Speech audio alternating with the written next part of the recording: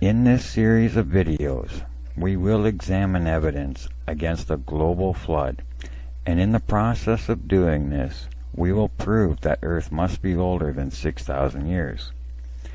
After you finish hearing everything I have to say, I am confident you will agree there was no global flood any time in the last 40,000 to 110,000 years.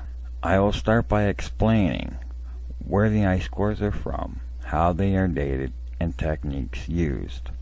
A lot of time will be spent on the various techniques of ice core dating. There is no radiometric dating, no carbon-14 dating that creationists generally use to discount any evidence that is shown for the age of the Earth. Then, we will confront some creationists like Kent Hovind, Larry Vardaman, and Michael Ord, and papers that they wrote on the ice cores in an attempt to discredit them. There is an ice sheet nearly 2 miles deep covering most of Greenland. Each year, snow accumulates on it and presses the layers of snow below into thin layers of ice. Drilling rigs then cut through the ice and bring up the ice as cores in segments 3 to 18 feet long and 3 to 5 inches in diameter. The main ice core that I will be discussing is Gisp 2. That means Greenland Ice Sheet Project 2. I may mention GRIP as well. GRIP means Greenland Ice Project. GRIP was dated in 1950 by counting back yearly layers from the surface to around 14,500 years ago. From 14,500 years and on, they used the electrical conductivity method in the basis of flow modeling and chemical techniques. However, Gisp 2 was dated by visually counting yearly or frost layers as far back as 12,000 years ago. This counting was validated by 3 independent methods of counting the yearly layers. Then, from 12,000 years to 110,000 years ago, they counted yearly dust layers. This was also validated by 2 independent methods. Despite the different methods used for dating GRIP and Gisp 2, they corroborate each other. So, between the ice cores, deep sea cores, and volcano eruptions, the dating of the ice cores are very reliable. Later on, I will explain the methods used in counting the yearly layers and how the dates can be trusted. Next, I will discuss some creation science. I really dislike calling it a science, but that is the term used, so I will use it as well. Mainstream creation science writers are in agreement that the Greenland ice sheet could not have been deposited before the global flood, because they say the climate of the pre-world flood was too warm to allow the buildup of an ice sheet. They also believe that even if an ice sheet had built up, the water of a global flood would have caused the ice sheet to rise, break up, float away, and melt. Creationists agree that the yearly layers in the Gisp 2 ice core reflect the years since the flood. The Gisp 2 ice core is what I call the creationist nightmare.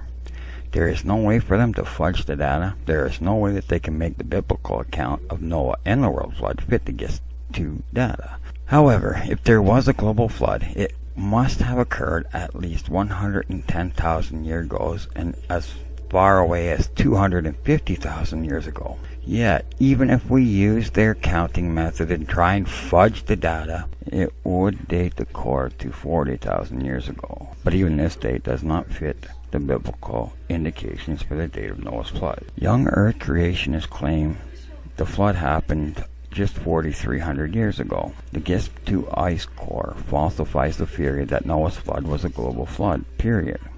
It should also be noted that since the ice sheet was there before the flood, it should have floated away or melted, but it did not.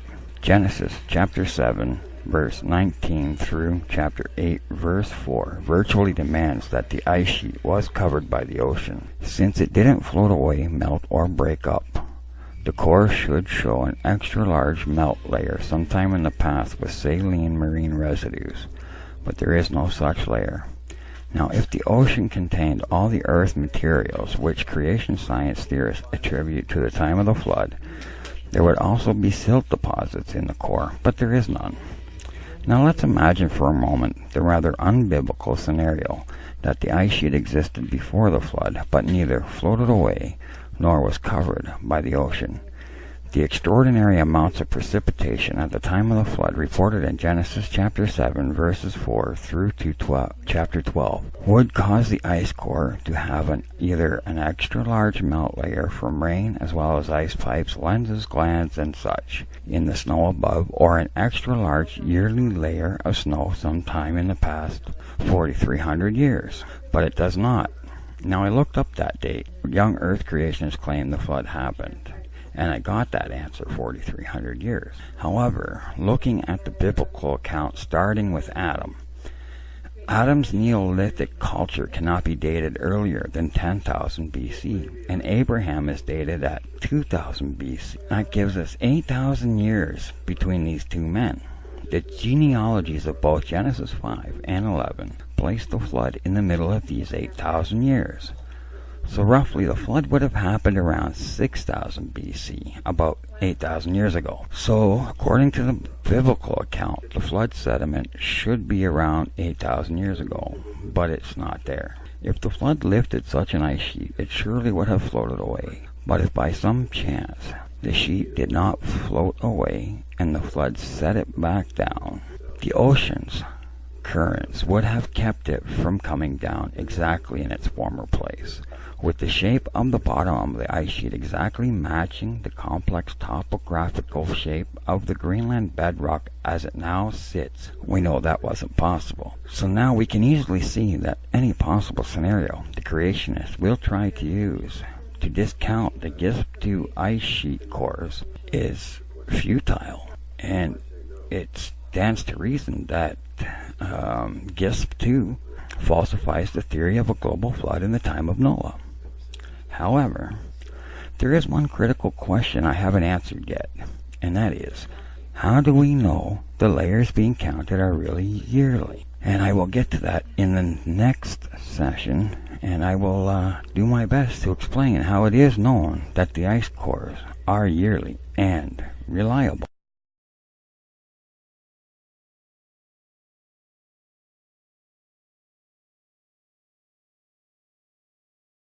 In the last episode, we left off with this critical question.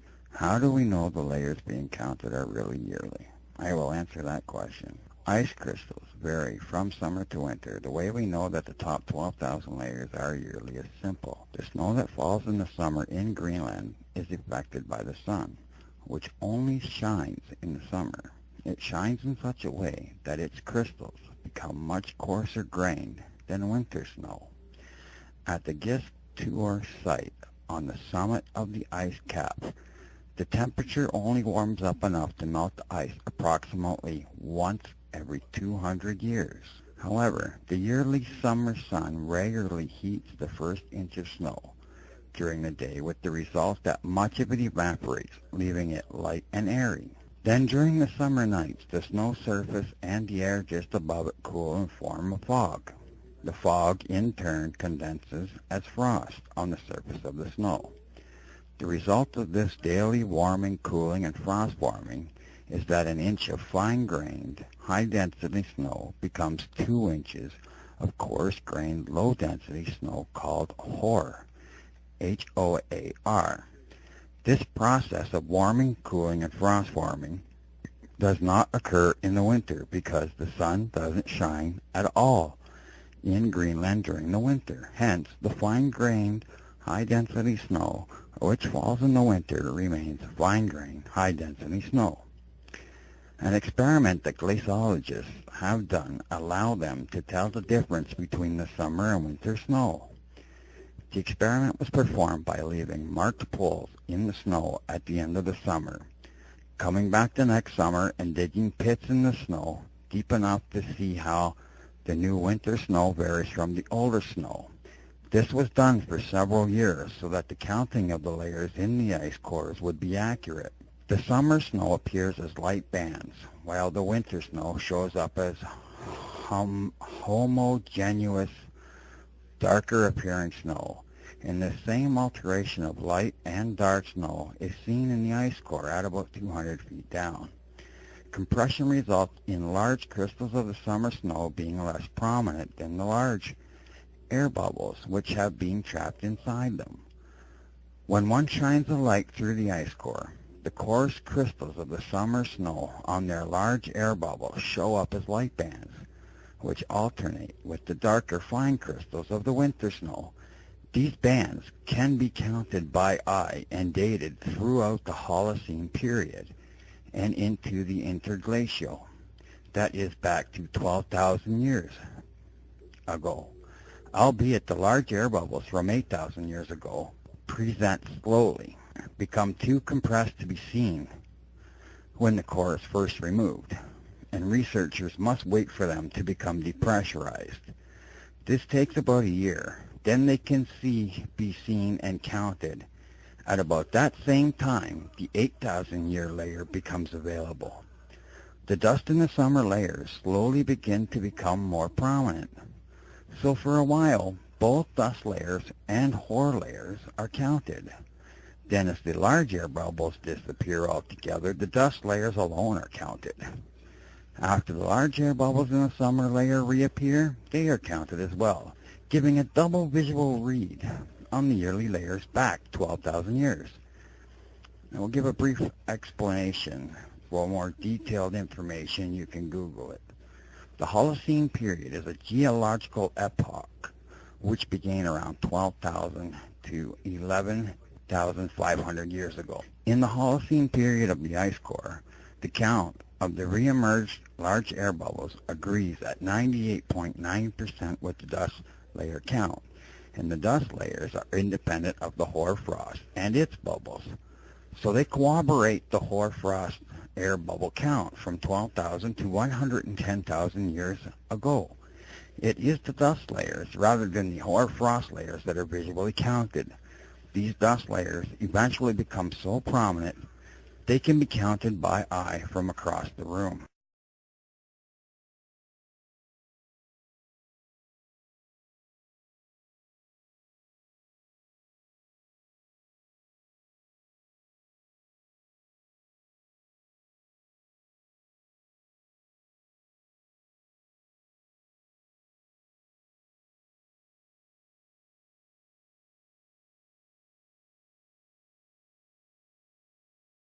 I will continue to answer the question of how we know that the layers are annual. Dust concentrations vary seasonally, which gives us a second way of distinguishing yearly layers.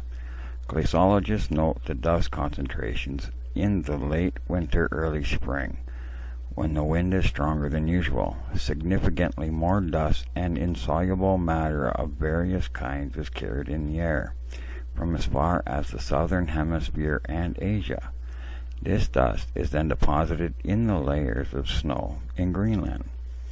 Although large influxes of dust can occur at other times than during the late winter, early spring, a number of studies have shown that there is usually a clear and decided difference in the amount of dust in the late winter, early spring layers compared to the rest of the year.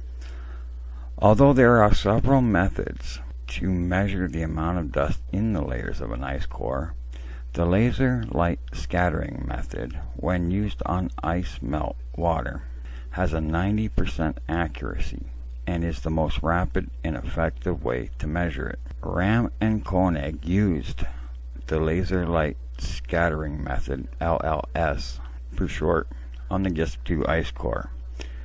In the top 1,800 meters, about 16,500 years ago, of the ice core showed a clear, sharp seasonal dust peak in the lower half of the core. At 1,678 meters, where the dust is more concentrated, Ram and Koenig could use LLS method directly on the ice without having to melt it, and could do this mechanically 1 millimeter at a time with the data going directly into a computer. The readout showed the seasonal variations as a series of peaks and valleys. In this way, they were able to date the core. The following depths and dates are a result of this method. At 2,849 meters, the layer was dated at 127,600 years old. At 2,464 meters down, this is where the volcanic ash was found. Their dating of the volcanic ash found there is 1,700 years old. This corresponds closely with the Z2 layer of volcanic ash found in Atlantic sea cores, which is dated 1,300 years old. At 2,808 meters down, their dating was 115,000 years old, which was in close agreement with the independent gas age dating of 111,000 years old for that level. Although the ice below 2,850 meters may have been disturbed, Ramakone continued measuring using laser light scattering. This yielded an estimated age for the ice at the salty ice boundary of at least 250,000 years old. That means that the Greenland ice sheet is most likely 250,000 years old.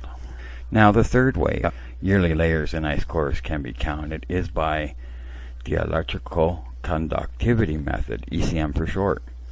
In the spring and summer, when the sun is shining, nitric acid is produced in the stratosphere and enters the snow, but this does not happen in the winter.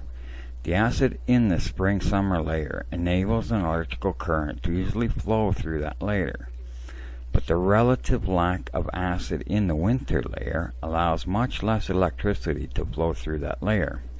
So as two electrodes mechanically run down the ice core, millimeter by millimeter, the readout of the resultant flows of electricity shows the successive years as a series of peaks and valleys, peaks for summer, valleys for winter. Thus, the ECM is an excellent indicator of yearly layers, though there can be occasional peaks of acidity from other sources, primarily volcanoes. However, peaks from volcanoes are relatively rare and are easily distinguished from the regular summer peaks because they are much higher and because in the Greenland ice cores the acid is sulfuric rather than nitric. A fourth way is one of the older methods for dating ice cores. It involves the use of a mass spectrometer to identify the summer versus the winter layers in the ice. The mass spectrometer can measure the ratio of the heavier oxygen isotopes to the lighter oxygen isotopes. Because water containing the lighter isotopes evaporates preferentially from the ocean, it is even more efficiently separated from the ocean water when temperatures are low. Winter snow contains more of the lighter isotope than does summer snow. As each pair of summer and winter snow layers are identified, they equal 1 year. So they can be used to date the ice core. This neat difference can be disturbed somewhat if summer and winter snow layers are mixed by wind. But Greenland ice cores seem to be relatively immune to this problem. More importantly, because in most of Greenland, the yearly seasonal variations of the ratio are obliterated by diffusion of the oxygen in ice older than 10,000 years. This method is usually only good for dating the most recent 10,000 years or so of the Greenland ice cores.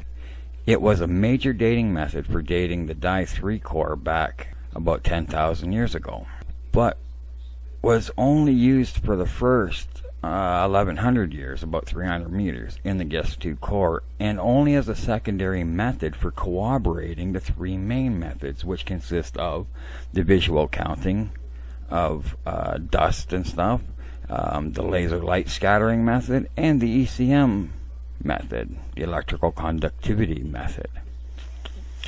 In addition to the agreement of the three main methods of dating, the years are correlated as far as possible with volcanic events which can be dated.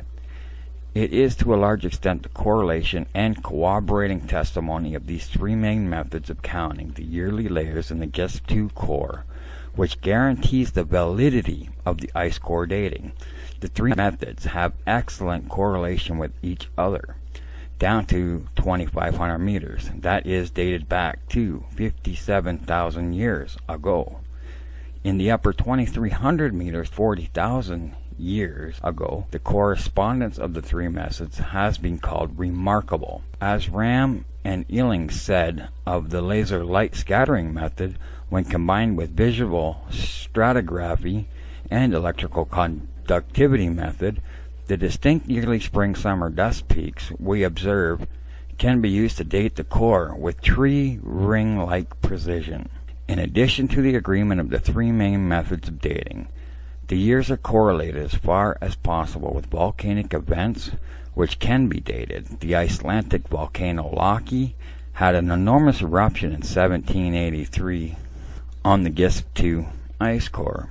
A large acid peak via electrical conductivity method was found at the level visually counted to be 1785, and volcanic glass found at that level in the ice core matched the volcanic glass from Loki. A high reading of sulfuric acid was also found in Gisp II core at 1623 BC, 3,573 years ago, which correlates very well with the tree ring dates of 1625 and 1628 BC for the Santoria eruption.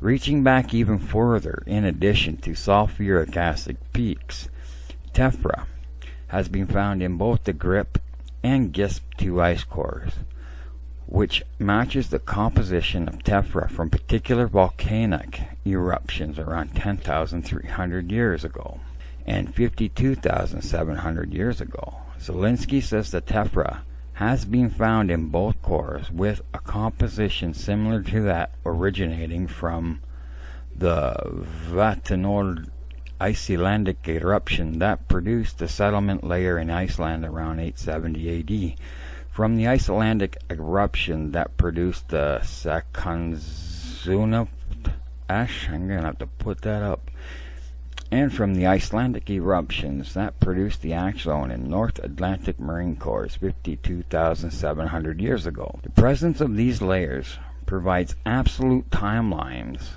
for correlation between the two cores and for correlation with proxy ruptures from marine sediment cores, terrestrial deposits containing these same tephras.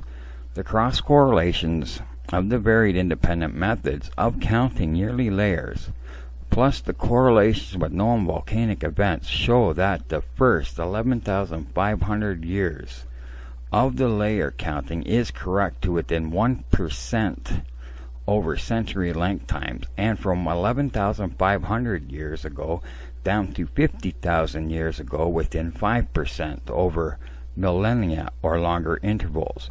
From 50,000 years ago down to 110,000 years ago, the accuracy is within about 10 to 20%.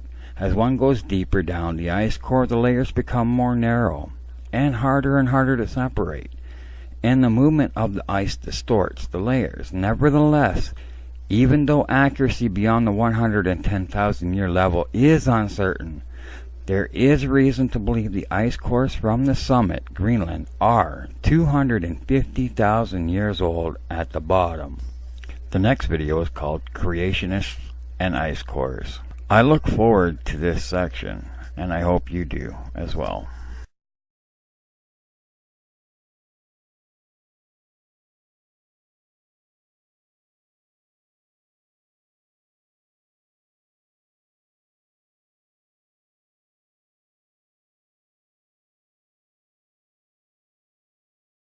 Creationists and ice cores.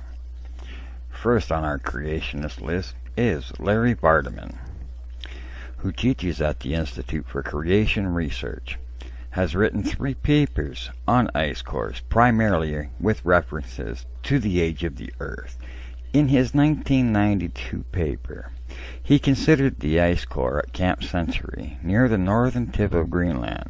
He admits that it is relatively easy to count yearly layers downward from the surface through considerable depths in the Greenland ice sheet, but set an age of 6,000 years, which he had roughly calculated for the age of the ice sheet, is in relatively good agreement with the number of yearly oscillations currently observed in the Greenland cores.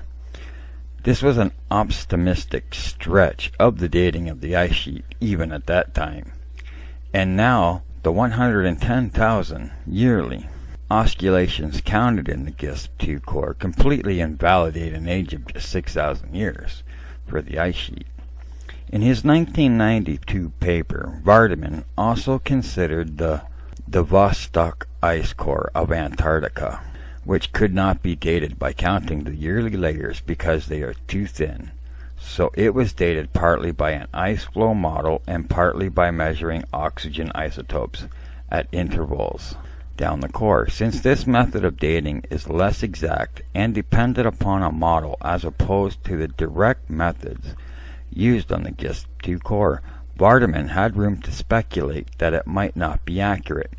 Vardaman's second paper in 1994 presented a young Earth ice flow model to take the place of the model that was being used at the time to help date the ice sheets.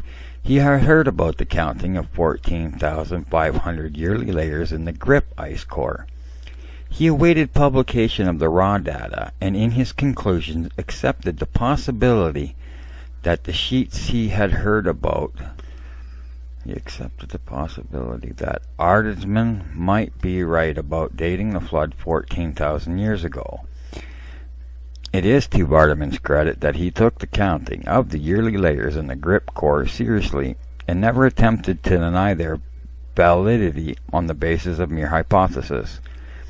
Now that the yearly layers counted in the Gisp 2 core by methods not dependent on ice flow modeling indisputably push the date of the flood back a minimum of 40,000 years, but more likely well over 110,000 years. Even a date of 12,000 BC for the flood is falsified. In his 1997 paper, Vardaman presented a young Earth scenario to explain why the oxygen isotopes decrease from the beginning of the ice age to its end, and then increase and remains fairly constant for the last 1,000 years. This paper has strictly to do with climate and did not make any attempt to disprove the summer-winter isotope differences, which are used to count yearly layers. In conclusion, it must be emphasized that Vardaman's 3 papers do not provide any scientific data which would falsify the fact that some 110,000 yearly layers have been counted in the Gisp 2 core, the first 40,000 of which are strongly validated by the consistent agreement of 2 different and independent methods of determining yearly layers: the laser light scattering method and electrical conductivity method, which I explained earlier. Even his scientifically unsupported suggestion that the yearly layers may be just due to storms was only made with reference to the layers deep in the Greenland ice sheets, not at the top where the yearly layers were counted by ECM.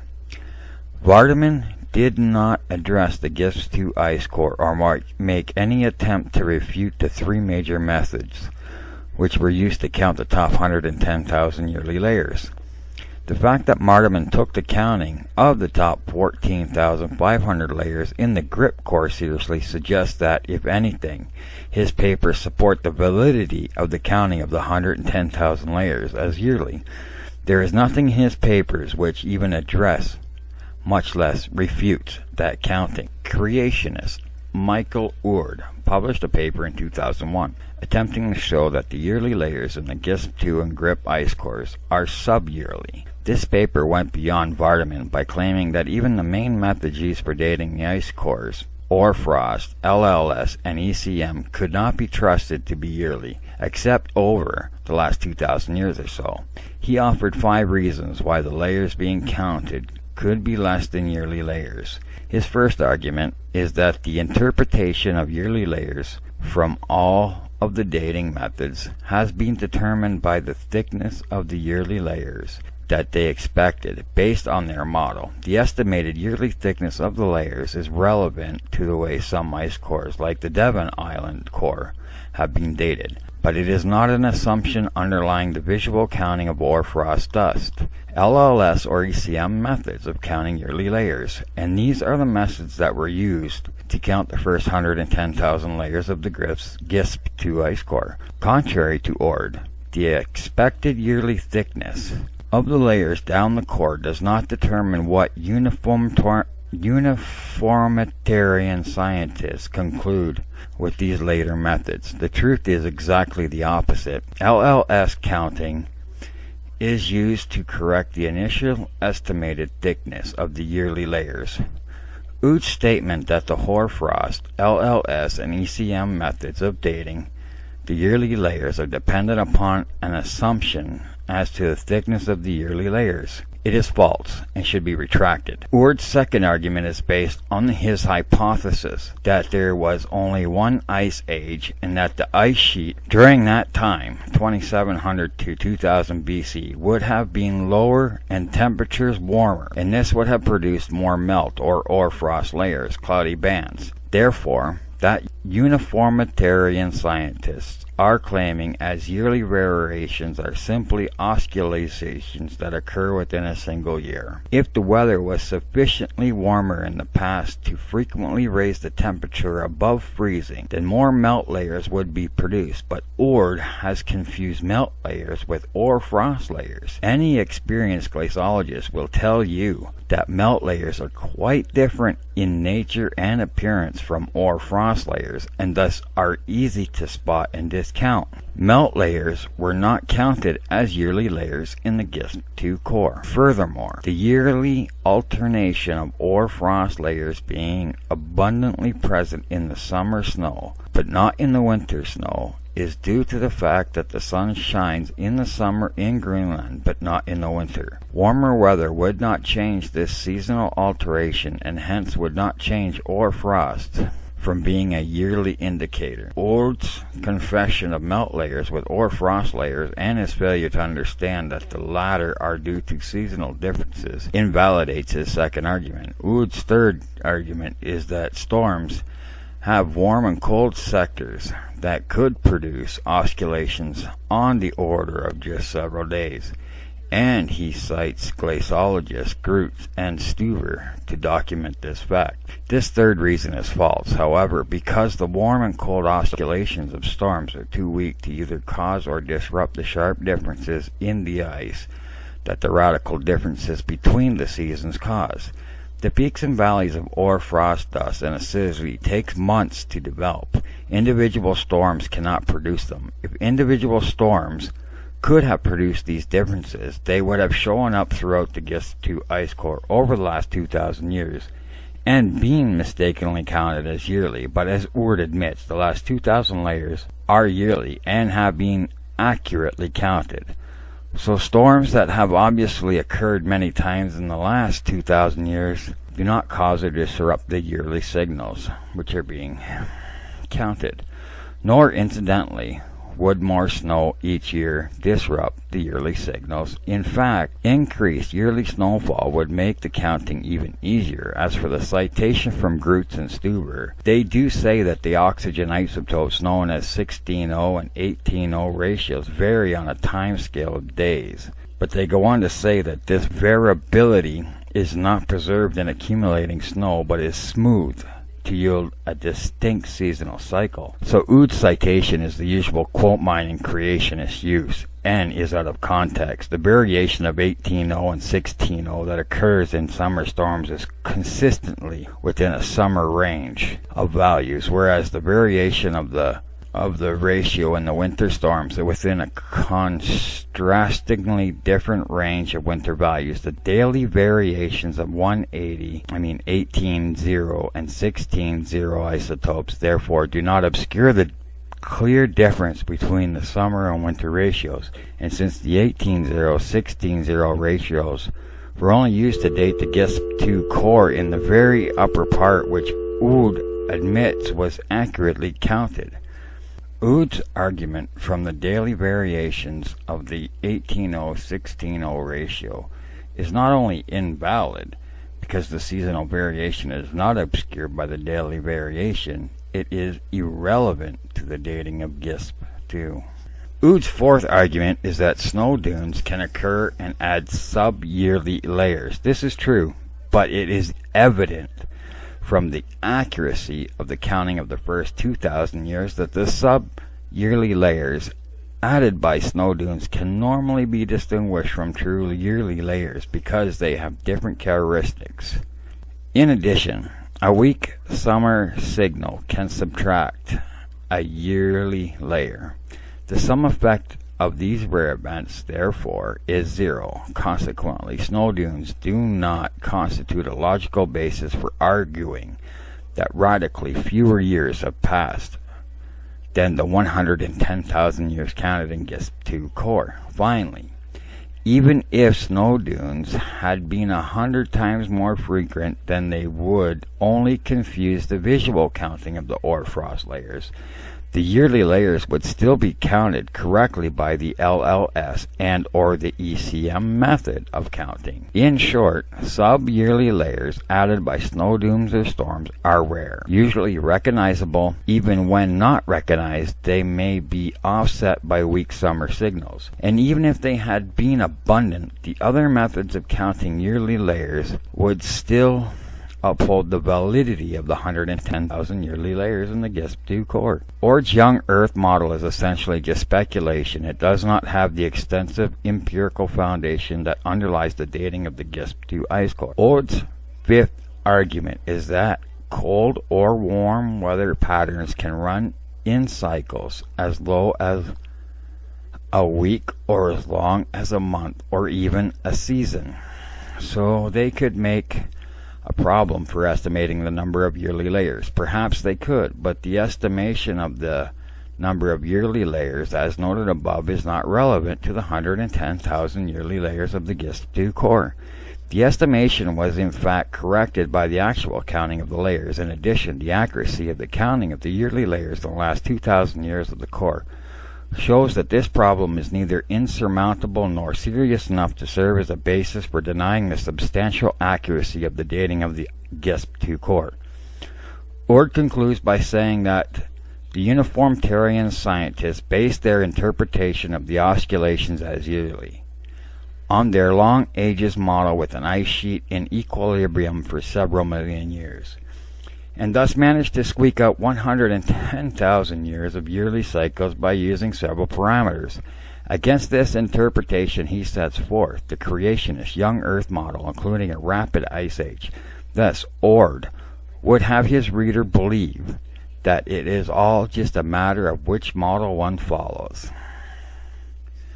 There is a particular truth in this for some cores other than Gisp 2.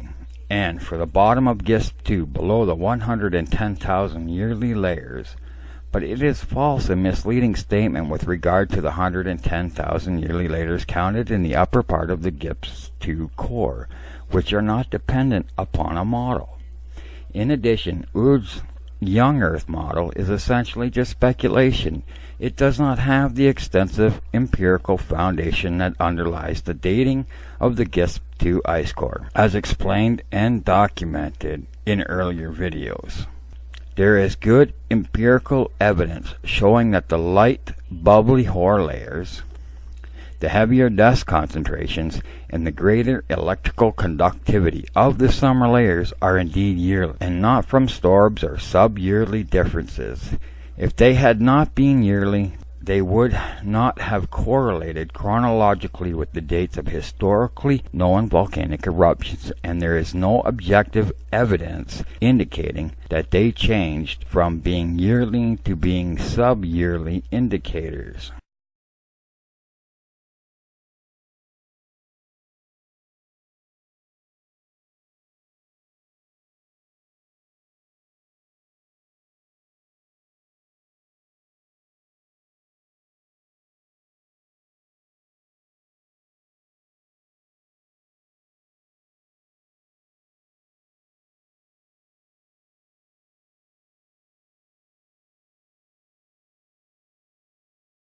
And lastly, Kent Hovind's The Lost Squadron Argument.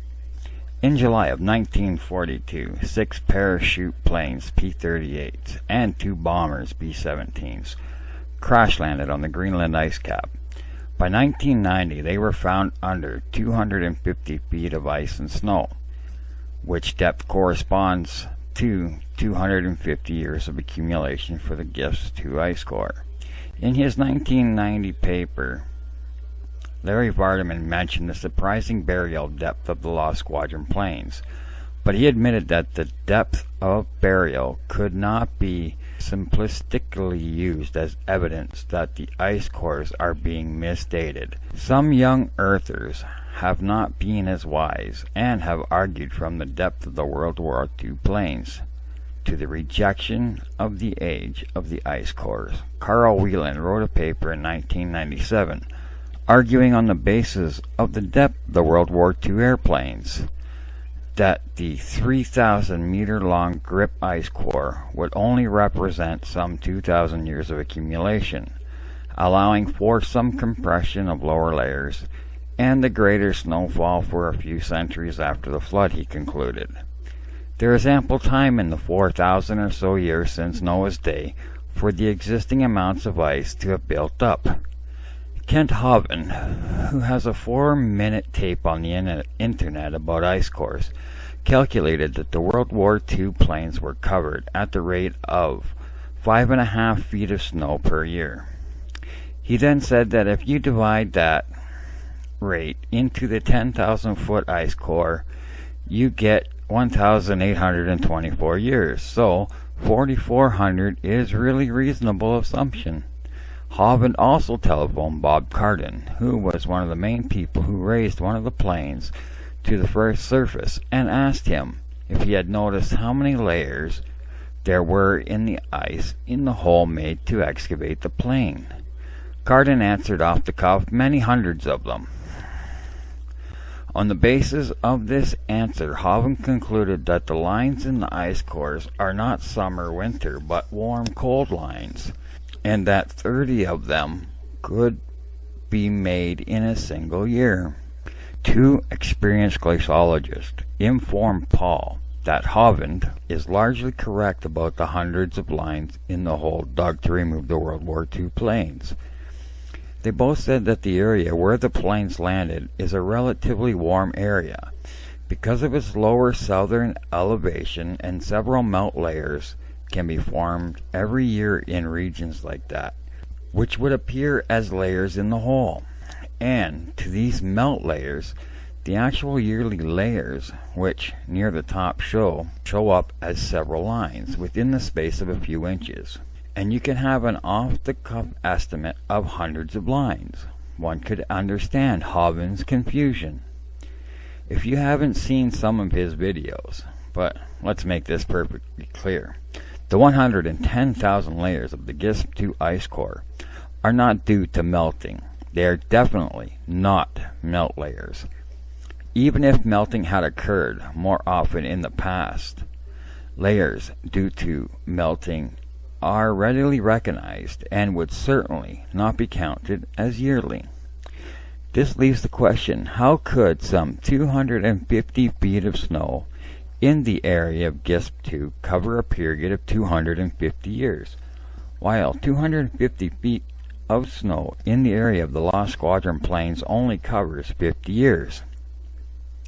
In Richard Ally's book, The 2-Mile Time Machine, he says he is often asked this question. The answer is the World War II planes landed in one of the regions of Greenland where snow accumulates fastest.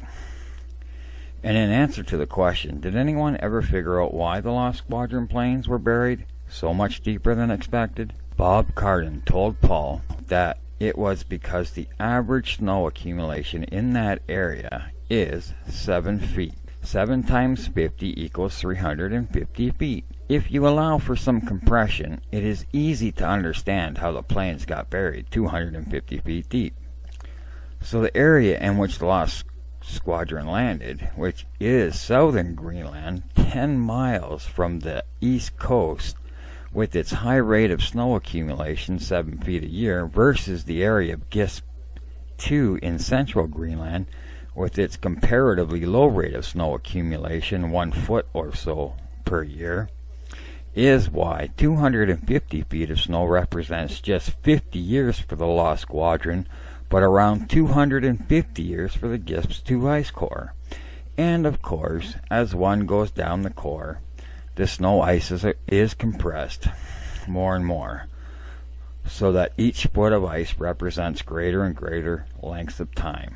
In conclusion, we see that creation science has offered little more than speculation as evidence to disprove the validity of the dating of the Gisp 2 ice core.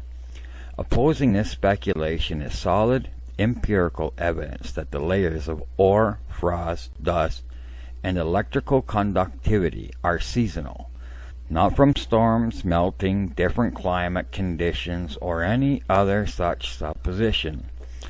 Although one of the methods of counting yearly layers may fail on rare occasions, the other methods fill in and sustain the accuracy of the counting, and the three methods regularly and repeatedly corroborate each other. In addition, the validity of the dating is established by the fact that there is dovetailing of the dates of Gisp 2 with the dates of solar cycles, sea cores, tree rings, volcanic events, and more. The Gisp 2 ice core thus provides clear scientific proof that there was no global flood any time in the last 40,000 to 110,000 years. This concludes my presentation. This surely, now that we're done and you've gone through everything with me, you surely must believe that there was no global flood anytime in the last 40,000 to 110,000, but more likely 250,000 years. Now, everything that I've put forth in this presentation is to prove logically that Noah's flood was definitely not global. I believe Noah's story comes from Gilgamesh's story.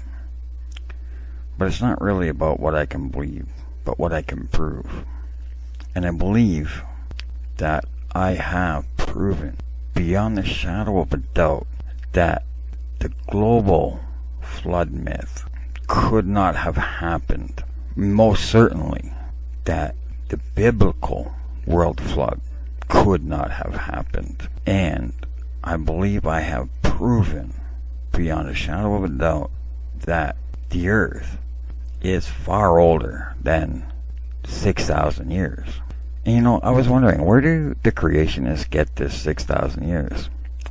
Paul H. He's a theologian, and you can see that in the sources. You'll see that he studied at this place and that place, and he says that that Adam, I believe it's in the video as well, but Adam can be dated to 10,000 years ago, and Abraham can be 10,000 BC, and Abraham can be dated 2000 BC. And he goes on to say that according to the biblical indications, as I mentioned earlier, that the flood would have had to have happened in 6000 BC, which would be about 8,000 years ago. And the Tower of Babel can't be dated any later than 3500 BC. So I wonder where the young Earth creationists actually get this date of 6,000 years and 4,300 years for Noah's flood. Well, I do look forward to the comments. I hope you enjoyed this mini-series, and don't be too hard on me, since it was my very first attempt at a video.